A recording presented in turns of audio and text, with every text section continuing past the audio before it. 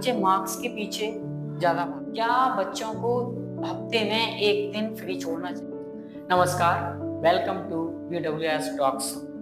एक नए सफ़र की शुरुआत, एक नए थॉट और पॉजिटिव माइंडसेट के साथ हम इस शो में स्पेशली बात करने वाले हैं बच्चों के ग्रोथ के बारे में, ना कि सिर्फ उनके मार्क्स या फिर उनकी क्लास टेस्ट या आंसर शीट के बारे में, बल्कि ये होगा कि ओवरऑल ग्रोथ बच्चों को किस प्रकार से करना चाहिए और पेरेंट्स का और एक टीचर का रोल क्या रहता है। तो इस शो में स्पेशली मैं आपके साइंस टीचर से बात करने वाला हूँ कि फर्स्ट एपिसोड है और हम जहाँ से हमारी जर्नी स्टार्ट होती है बच्चों से, क्योंकि टीचर जो शिक्षक होता है वो बच्चे ही बनाते हैं।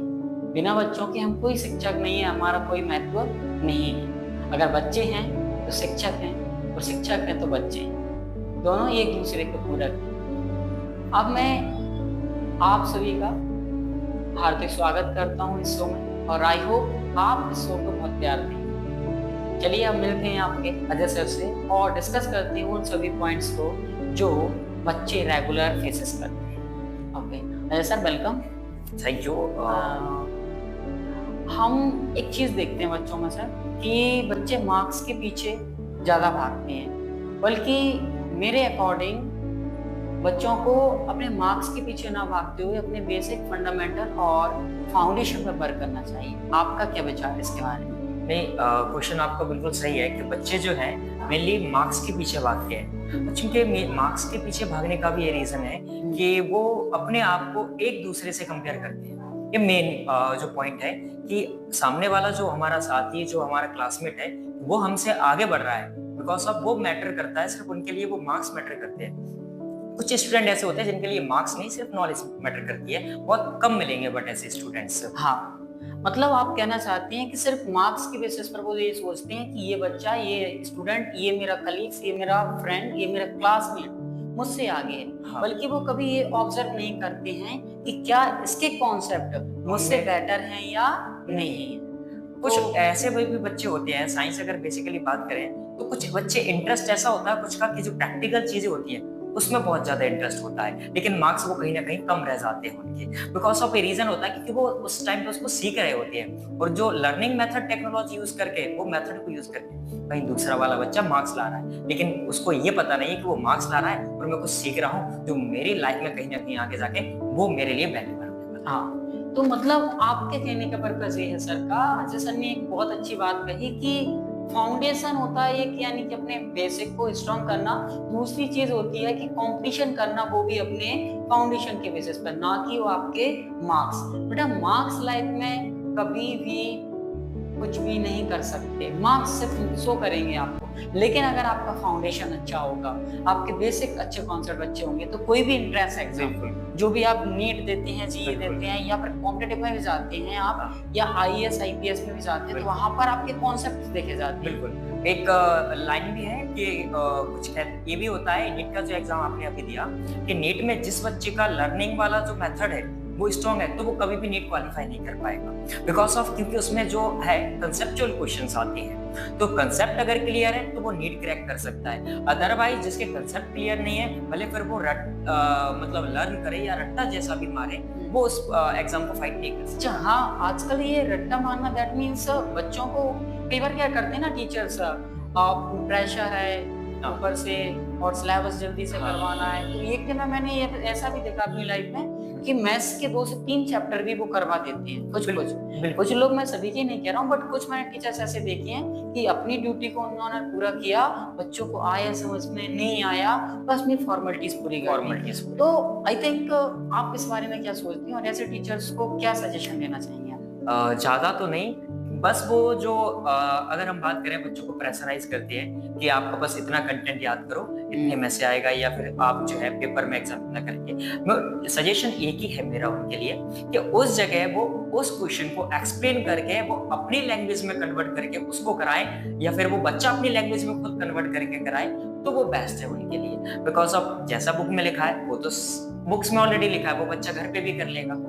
सेकंड चीज मेरा पॉइंट ऑफ व्यू ये भी है इसमें अच्छा सर कि एक्चुअल में अगर हमारे पास में बोर्ड क्लासेस नहीं बोर्ड क्लासेस नहीं है तो हम उसमें ये भी कर सकते हैं। मान के चलो कि टोटल साइंस के अंदर या मैथ्स के अंदर 15 चैप्टर्स हैं, तो 15 चैप्टर्स में से आप अपने मैनेजमेंट से बात करके एक चैप्टर को आप कट करवा हम दीजिए, remove करवा सकते हैं। दो भी करा सकते क्योंकि हैं। आप नॉर्मल क्लासेस में कोई प्रॉब्लम ज्यादातर होती नहीं है, नहीं होती। टीचर्स के हाथ में सब कुछ होता है, लेकिन जितने चैप्टर्स आप बच्चों को पढ़ा रहे हैं बेसिक के साथ में, उनके एग्जाम्पल्स के साथ में, और फिर आप एक्सरसाइज कराएं तो वो बच्चों के बेहतर भविष्य के लिए होगा। वहां से बच्चे अपना फाउंडेशन तैयार करेंगे। और कहते हैं कि जिस पेड़ की या फिर जिस मकान की जड़ें मजबूत होती हैं वो किसी भी मुसीबत में खड़ा रहता है। अगर बच्चों के कॉन्सेप्ट्स अगर क्लियर होंगे तो कोई भी एंट्रेंस एग्जाम हो बच्चों को बहुत इजी लगेगा। अब चलते हैं अजय सर से पूछते हैं सेकंड क्वेश्चन, जो रिलेटेड है हमारे और सभी स्टूडेंट्स के पेरेंट्स से रिलेटेड, कि पेरेंट्स को अपने बच्चों के लिए किस तरीके का एनवायरनमेंट अपने घर में देना चाहिए। जहाँ हम देखते हैं कि बच्चे पहले सुबह 7 बजे से निकलते हैं, बस का इंतजार करेंगे और स्कूल पहुंचेंगे और लगभग 3-3:30 बजे 3:30 तक वो वापस लौट कर आते हैं। और फिर वो ट्यूशन जाना, और फिर संडे को इनफैक्ट संडे को भी उनको फ्री नहीं रखना। क्या बच्चों को हफ्ते में एक दिन फ्री छोड़ना चाहिए? मेरा क्वेश्चन अजय सर के साथ नहीं है, बिल्कुल। क्या पॉइंट ऑफ व्यू सर इसका? मेरा पॉइंट ऑफ व्यू ये है कि जो संडे का डे होता है उस दिन बच्चों को ज्यादा प्रेशराइज नहीं करना चाहिए, उस दिन फ्री रखना चाहिए। बिकॉज सिर्फ संडे का ही नहीं बल्कि हर दिन पर डे मिनिमम 1 आवर तो उनको फ्री लेफ्ट मतलब छोड़ना चाहिए। बिकॉज एक एग्जांपल लेता हूँ कि 5 घंटे से जो बच्चा बुक लेकर बैठा हुआ है, लेकिन बैठा हुआ है बस उसको प्रेशराइज के मतलब प्रेशर के अकॉर्डिंग कर रहा है उस पर को, लेकिन एक बच्चा वही 1.5 या 2 घंटे पढ़ रहा है लेकिन वो फ्री होकर के इंजॉयमेंट के साथ पढ़ रहा है, तो जितने घंटे वो 5 घंटे में गेन करता है वो बच्चा 1.5 से 2 घंटे में गेन कर लेता है सर। बिल्कुल, यानी कि आप ये कहना चाहते हैं कि अगर बच्चे का माइंड बिल्कुल फ्री है, स्ट्रेस फ्री है, स्ट्रेस नहीं है, तो बच्चा 4 घंटे की पढ़ाई को 3 घंटे में भी खत्म कर 3 घंटे में भी खत्म कर सकता है, और जितना एंजॉयमेंट के साथ अगर वो पढ़ता है और भी वो 2 घंटे में भी खत्म कर सकता है। इट मींस टोटली जितना वो फ्री रहेगा उतना ही पढ़ने में इंटरेस्ट उसका ज्यादा क्रिएट होगा।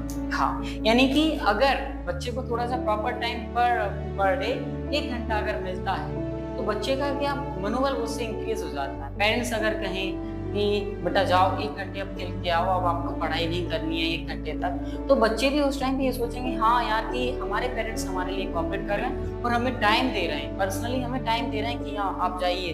या फिर दूसरा पॉइंट ऑफ व्यू वजह से ये भी हो सकता है कि पेरेंट्स आजकल क्या होता है कि हम सभी फोन लेके बैठ जाते हैं। बिल्कुल बिल्कुल है, और पेरेंट्स भी उनके साथ में डिस्कस नहीं करते हैं और बच्चे भी, तो पेरेंट्स भी बिजी हैं फोन में और बच्चे भी बिजी हैं। एक उसमें क्या हो जाता है कि एक्चुअल में जो आज की एक्चुअल कंडीशन है उसको बच्चे शेयर नहीं करते हैं, ना ही पेरेंट्स अपना एक्सपीरियंस के साथ में। तो 1 घंटे क्या पेरेंट्स को, या आधे घंटे, मैं ये कहता हूँ नाइट में जब आप डिनर करते हो तो आधे घंटे अपने बच्चे को पास में बैठा के उससे पूछा जाए कि क्या हुआ, स्कूल में क्या करवाया, किस तरीके का एनवायरनमेंट चल रहा है, कोचिंग पे क्या हो रहा है, आप अपनी लाइफ में क्या करना चाहते हो, तो वो डिस्कशन जरूरी है या नहीं? आपने जो बोला है जस्ट अभी डिस्कशन पे, तो उस पे एक लाइन है कि बाप से बढ़कर कोई यार नहीं हो सकता और भाई बहन से बढ़कर कोई रिश्तेदार नहीं हो सकता। इट मींस अगर आप अपने बच्चों को थोड़ा फ्रेंडली कर लोगे, बच्चे उनकी प्रॉब्लम्स को सुनेंगे, चाहे फिर वो अपना बड़ा भाई हो या सिस्टर हो या मदर हो या फादर हो, अगर 10 मिनट 15 मिनट उनके साथ अगर बैठते हैं तो बच्चे अपना डेली, जैसे छोटे बच्चे रूटीन अपना बताते हैं ना माँ को जाकर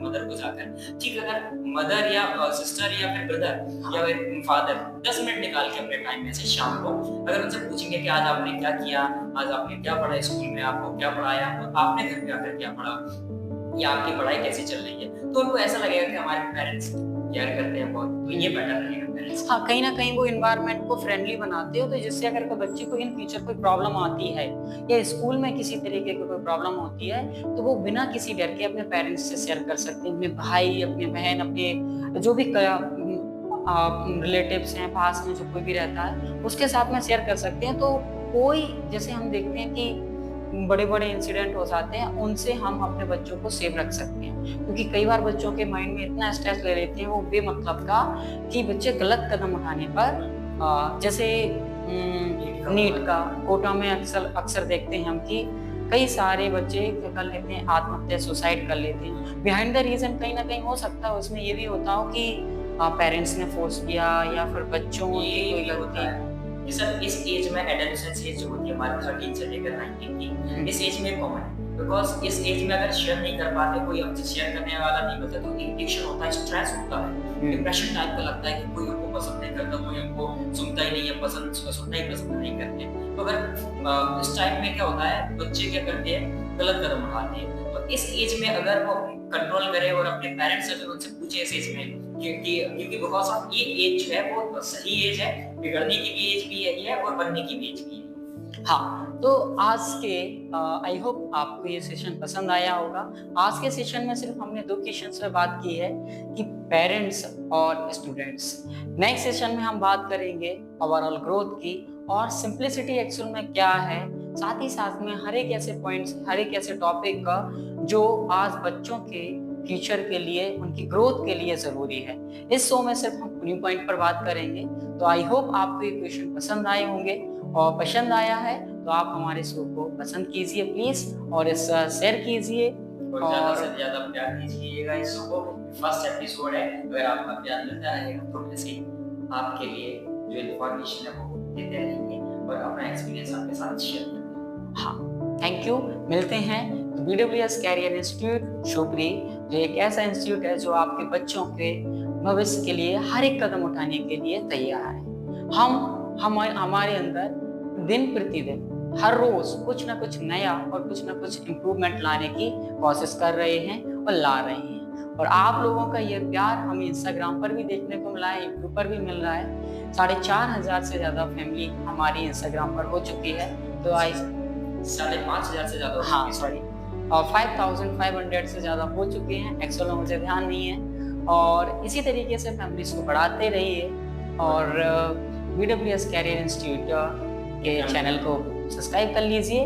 और ये जो नया चैनल है इसका नाम हम ये तो पुराने वाले पे करने वाले हैं, लेकिन इस चैनल का नाम होगा BWS टॉक्स। प्लीज दोनों चैनल को सब्सक्राइब कर लीजिए, बेल आइकन को प्रेस कीजिए, लिंक आपको नीचे मिल जाएगी। और अगर आपका कोई सजेशन है जिसके बारे में आप बात करना चाहते हैं या चाहते हैं कि बच्चों को गाइडेंस हो, तो उस टॉपिक को कमेंट सेक्शन में जरूर लिखिए। और हमारा सभी पेरेंट्स के साथ में अनुरोध है कि अगर आपके दिमाग में कोई अच्छा सजेशन आता है कि हम वो बच्चों के साथ में शेयर करें, तो प्लीज आपके सभी सजेशंस हमें स्वीकार होंगे। और आप कोई भी सजेशन हमें देना चाहें तो कमेंट बॉक्स में या DM करके आप डायरेक्टली दे सकते हैं। धन्यवाद। मिलेंगे नेक्स्ट शो में। धन्यवाद।